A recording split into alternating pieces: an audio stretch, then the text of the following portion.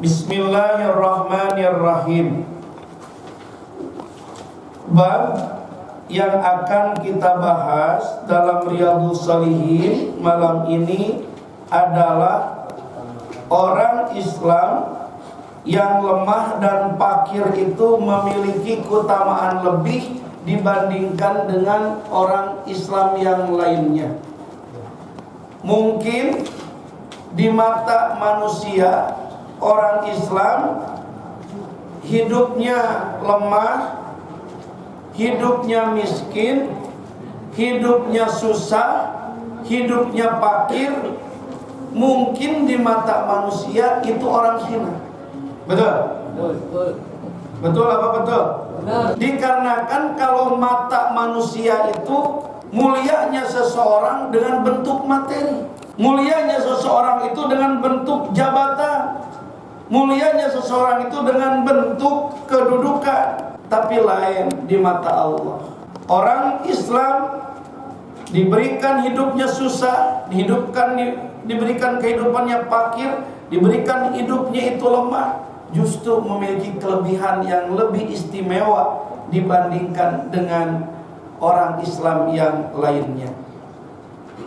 Seperti apa keistimewaan dan keutamaannya? Yuk kita lihat di laptopnya. Di laptop kitabnya, gitu kan, kitabnya. Bismillahirrahmanirrahim. Allah Subhanahu wa taala berfirman dalam surah Al-Kahfi ayat 28. A'udzu billahi minasyaitonir rajim. Wasbir nafsaka ma'al ladzina yad'una rabbahum bil ghadati wal 'ashyi yuriduna wajhahu wa la ta'du 'ainaka anhum. Dalam surah Al-Kahfi ayat 28 Allah berfirman, wasbir nafsak ma'al ladzina yad'una rabbahum bil ghadati wal 'ashyi. Dan bersabarlah kalian bersama-sama dengan orang-orang yang menyeru, yang memanggil, yang meratap, yang merunduk terhadap Tuhannya. Di pagi hari memanggil Tuhannya, dan senja hari dia panggil lagi Tuhannya dengan mengharap keridhoannya. Dan janganlah kedua matamu berpaling dari mereka. Ini ayat adalah kalian jangan menganggap sepele orang yang tiap pagi meratap, ya Rob, bukakan jalan pintu ridhomu untuk kami. Tuhan, berikan karuniamu untuk hidup kami. Sore hari dia angkat lagi tangannya, ya Rob, buka jalan berkah untuk hidup kami, agar anak, agar istri bisa menemukan makanan di malam hari ini. Ya Rob, berikan jalan untuk aku mendapatkan rezeki darimu. Arahkan, bimbing daripada kakiku melangkah kemana untuk bisa menemukan rezeki. Jadi setiap pagi mendekatkan diri kepada Allah dengan merindukan keridhoannya. Kenapa? Karena dalam keadaan sulit. Karena dalam keadaan sulit, susah. Beda dikit, apa? Susah, sulit sama apa enggak? Beda. Sama. Susah ya sulit, sulit sama itu susah. Nah itulah karakter orang yang susah, sulit. Maka karakter orang yang susah itu selalu minta, selalu ingat Tuhan, maka pagi hari sudah berdoa dengan genangan air mata, sore hari pun mendekatkan diri lagi dengan genangan air matanya, karena nggak ada apa-apa di rumah. Betul?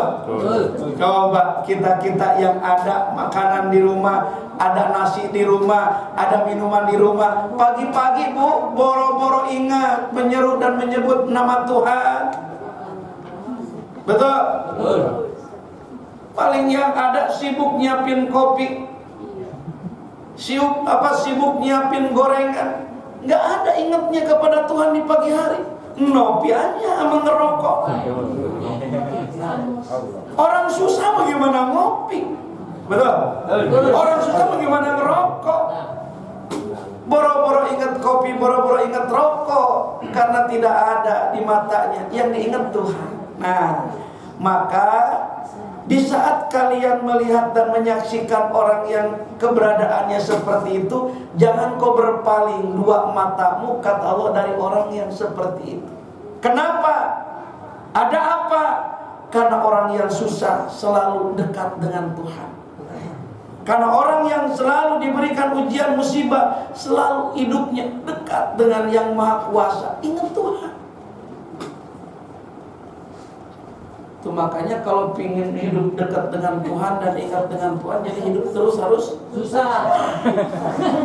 Ya juga.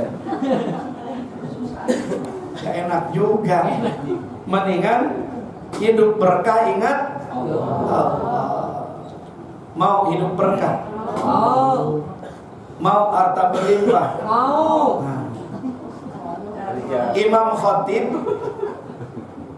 Khatib daripada Ibnu Abdil Bar mengatakan, man qala, kata Nabi, man qala fi yaumihi mi'ata marrah, siapa yang dalam setiap harinya mengucapkan 100 kali la ilaha illallahul malikul haqqul mubin, mi'ata marrah, 100 kali.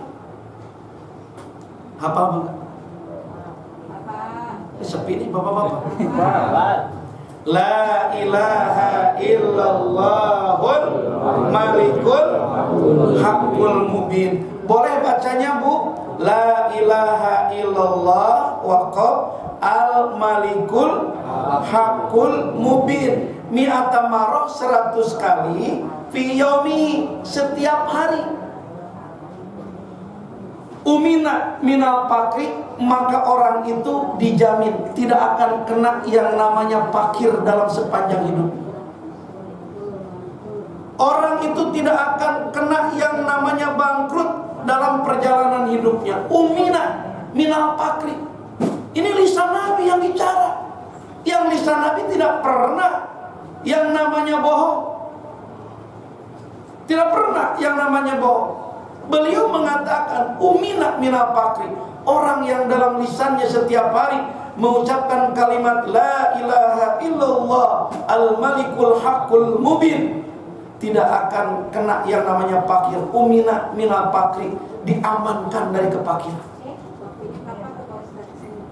Dalam sehari 100 kali. Mau cash, mau kredit, terserah.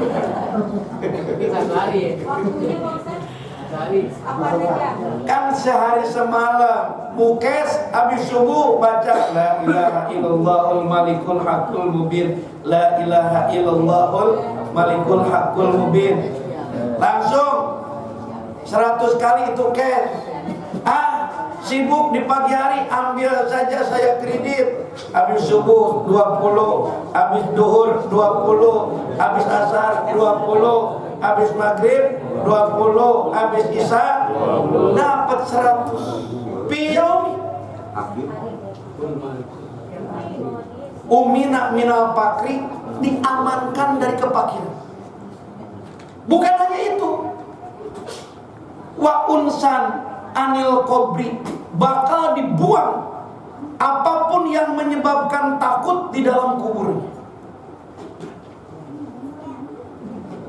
Kubur itu menyeramkan.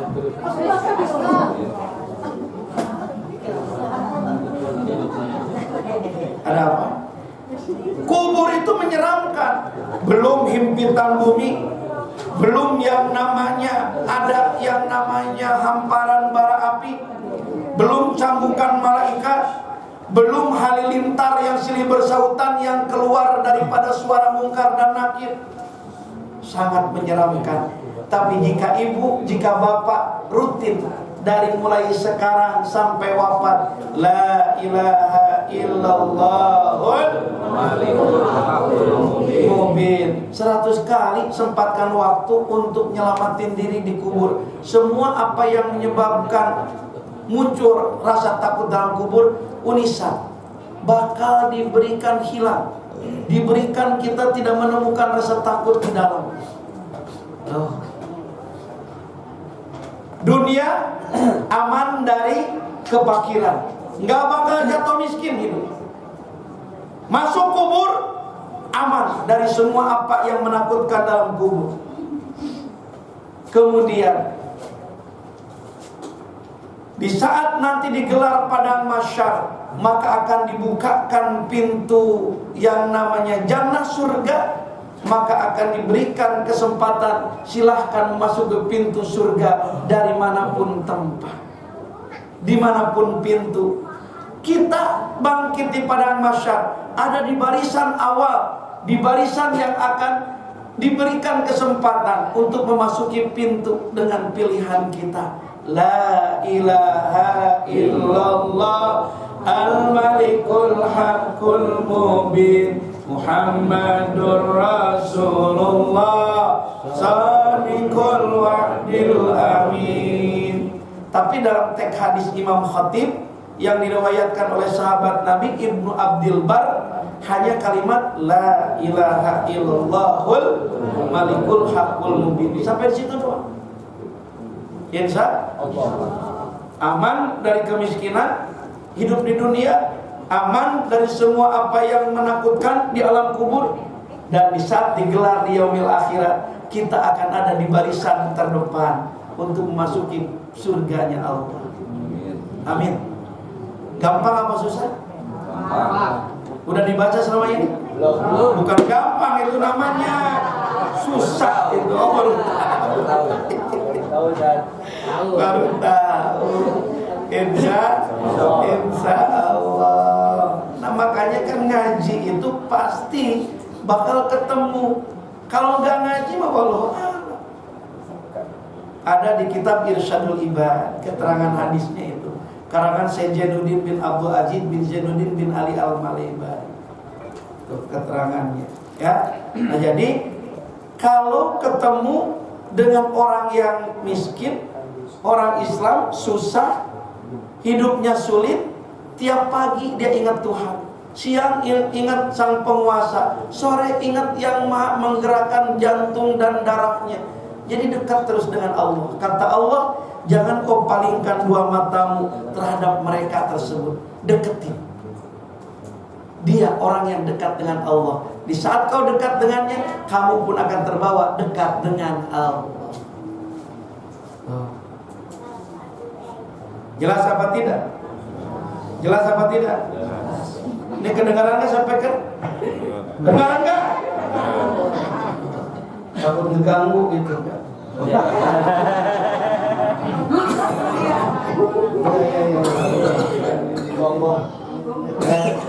Nah ini orang pada dengerin di luar, nggak ikut ngaji kan enak ya Bu? Enak gak? Enak bisa denger ngaji di luar. Ini nggak boleh kalau ngaji begini dikeluarkan, ngeganggu katanya. Ya. Adan musola ini, adan musola ini, adan masjid ini, adan masjid ini dengan waktu yang berbarengan. Bagaimana nggak bising? Coba bayangkan, satu komplek punya anjing semua menggonggong berbarengan. Apakah bising? Astagfirullahaladzim. Sakit hati saya benar pas dengar ucapan begitu. Allah karim, analoginya udah salah. Nggak perlu Tidak harus diutarakan pada seperti itu. Kalau emang mengatur, masya Allah.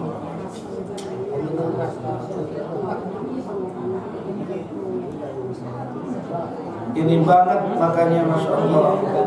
Nah, mungkin gitu kan pas lahirnya nggak diazanin, digonggongin. Bukan saya ngomong ya, bukan saya ngomong.